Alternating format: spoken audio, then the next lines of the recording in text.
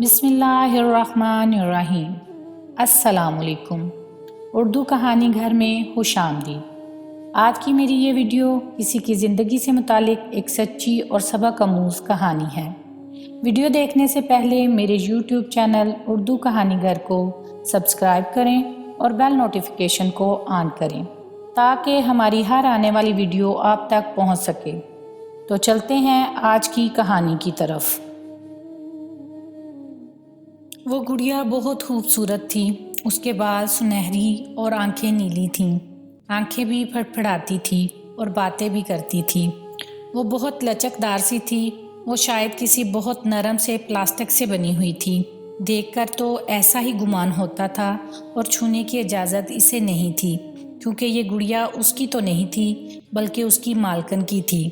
کل شام کو پنکی کی سالگرہ کا بہت بڑا فنکشن تھا۔ پنکی کو تحفے میں بہت سے کھلونے ملے تھے جن میں یہ گڑیا بھی تھی، لیکن منی کی نظریں اور کسی چیز یا کھلونے پر نہیں بلکہ اس گڑیا پر ٹکی ہوئی تھی۔ پنکی بیڈ پر بیٹھی اس گڑیا سے کھیل رہی تھی۔ کھیلتے کھیلتے اچانک اسے وہاں منی کی موجودگی کا خیال آیا تو حقارت سے بولی، کیا دیکھ رہی ہو منی؟ یہ ڈول میری ہے۔ تم نے تو ایسی ڈول پہلے کبھی دیکھی بھی نہیں ہوگی۔ اس کے لہجے میں فخر تھا۔ منی نے ایسی شرمندگی سے نفی میں سر ہلایا جیسے آج تک مہنگی گڑیا نہ دیکھ سکنے میں اسی کا قصور ہو۔ منی، او منی! اس سے پہلے کہ پنکی اس کا معصوم دل مزید جلاتی، باہر سے بشیرہ اس کی ماں کی آواز آئی۔ وہ اسے پکار رہی تھی۔ وہ ایک آخری حسرت بھری نگاہ گڑیا پر ڈال کر باہر نکل آئی۔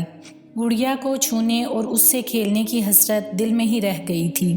اس کی ماں اپنا کام ختم کر کے گھر جانے کے لیے تیار کھڑی تھی۔ پھر گھر پہنچنے تک اس کی خواہش حسرت میں بدل چکی تھی۔ اماں، مجھے بھی گڑیا لے دو نا۔ گھر پہنچ کر اس نے ماں سے فرمائش کی، تیرے پاس اتنی ساری گڑیا ہے تو صحیح، پنکی سے زیادہ گڑیا ہیں تیرے پاس۔ نہیں اماں، دوسری گڑیا، وہ مچل کر بولی۔ اچھا چل، آج تو میں تھک گئی ہوں، کل سنہرے اور سرخ کپڑے سے بنا دوں گی تجھے۔ بشیرہ نے چارپائی پر لیٹتے ہوئے اس پر جیسے احسان دھرا۔ نہیں نہیں، کپڑے والی گڑیا نہیں، باتیں کرنے والی اور نیلی آنکھوں والی گڑیا۔ میری بیٹی، ہم وہ گڑیا نہیں خرید سکتے، بشیرہ نے اسے پچکارا۔ کیوں؟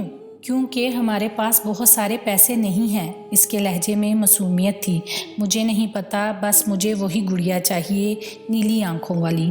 وہ کچے صحن میں ایڑیاں رگڑ رگڑ کے رونے لگی۔ بشیرہ نے پہلے تو اسے بہلایا اور پچکارا، لیکن وہ چپ نہ ہوئی تو اپنی محنت کش مضبوط ہاتھ سے اس کے منہ پر تماچا دے مارا۔ چپ کر جا منحوس، تیرا باپ کوئی مربے چھوڑ کر نہیں مرا کہ تیری فرمائش پوری کرتی رہوں میں۔ اس کی ماں کے ہاتھ کسی پتھر کی طرح سے سخت تھے۔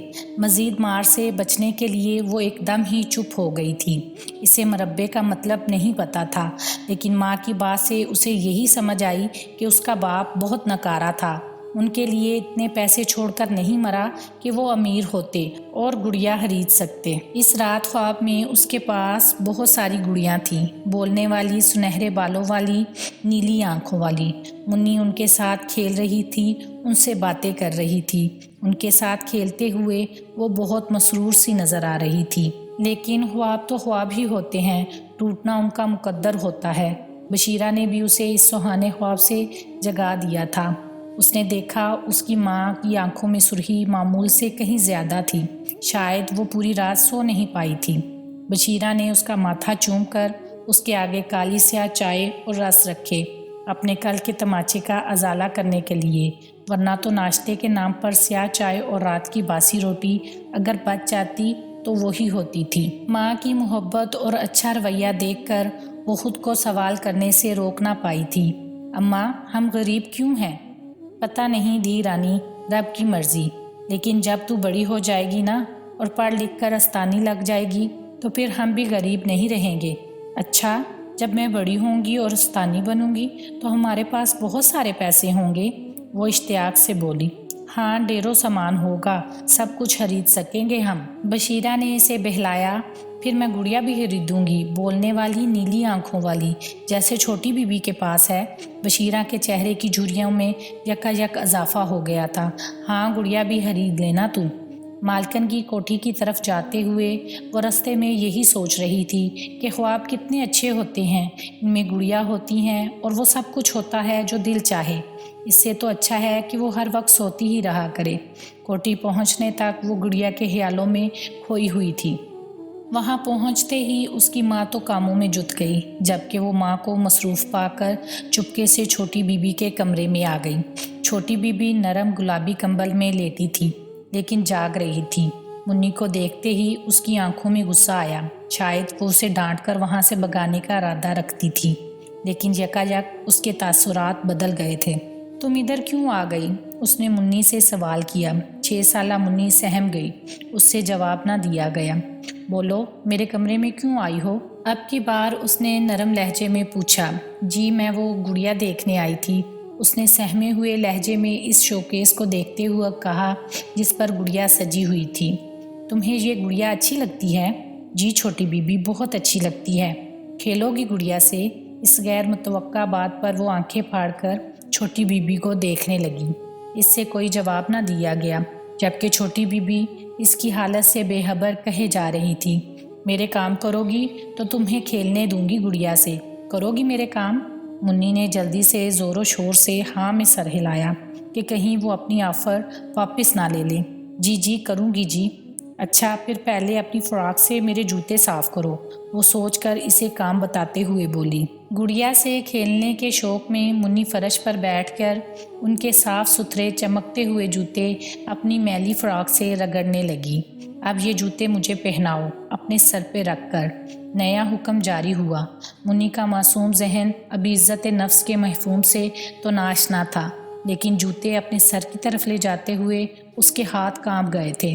मुन्नी जूते अपने सर पर रखकर अपनी मालकन के कदमों में बैठी थी, सिर्फ गुड़िया से खेलने के शौक़ में। फिरौन के दूसरे रूप ने मुन्नी के सर पर रखे जूते पहनते हुए ज़ोर से ठोकर मारी। मुन्नी इस अचानक आफत से गिरते गिरते बची, लेकिन ये तजलील भी गुड़िया की ख्वाहिश को दबा ना सकी। चलो अब गुड़िया उठा लो, मालकन ने अज़न बख्शा। कैसे उठाऊं? वो तो ऊंची है, मैं छोटी हूँ। अच्छा ऐसे करो, इस तपाई पर चढ़कर गुड़िया उठा लो। मुन्नी का तनफ्फुस तेज तर हो गया था। उसके नथने फूलने और पिचकने लगे थे। वो तपाई पर चढ़ी और हाथ बढ़ाकर गुड़िया की तरफ बढ़ी। बस एक लम्हे की बात थी, फिर गुड़िया उसके हाथ में होती। वो उसे छू सकती थी, उससे खेल सकती थी। इसके हाथ गुड़िया से चंद इंच के फासले पर ही थे कि छोटी बीबी ने तपाई को हिला दिया। वो ऊंधे मुंह फर्श पर गिरी। उसके होंठ और नाक से खून जारी हो गया था और मुंह से चीखें निकलने लगी। इसकी चीखें सुनकर बशीरा भागती हुई आई। इसे यूं लहू लहू देखा तो तड़प कर उठाया। हाय, क्या हुआ मेरी बच्ची को? मेरी गुड़िया चुराने की कोशिश में थी, फिर खुद ही गिर गई। इसने इंतहाई इत्मीनान से झूठ बोला था। छोटी बीबी बहुत बातें सुना रही थी, इसे लालची, चोर, पता नहीं क्या क्या कह रही थी। बशीरा इससे माफ़ी मांग रही थी। बशीरा इससे काफ़ी देर माफ़ी मांगती रही और मुन्नी को साथ लेकर बाहर निकल आई। फिर कोठी का काम ख़त्म करके घर जाने तक मुन्नी की नाक और होंठ सूज चुके थे। वो सिसकियाँ भर रही थी। बशीरा ने एक मिट्टी का ढेला आग पर गर्म किया और इसे मलमल के कपड़े में लपेटकर इसकी टकोर शुरू कर दी थी। भले छोटी बीबी ने मुन्नी पर इल्ज़ाम लगाया था कि वो गुड़िया चुरा रही थी, लेकिन बशीरा जानती थी कि इसकी मासूम सी बेटी लफ्ज़ चोरी के महफूम से भी नाशना है। टकोर मिलने पर मुन्नी ने अपनी भीगी हुई आंखें खोली और सिसकी ली, अम्मा, वो गुड़िया।